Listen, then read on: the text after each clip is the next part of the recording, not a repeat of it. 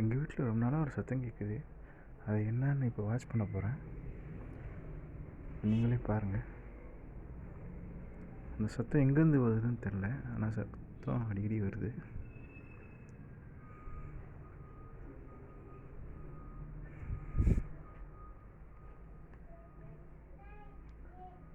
இது நான் தான் கிடையாது.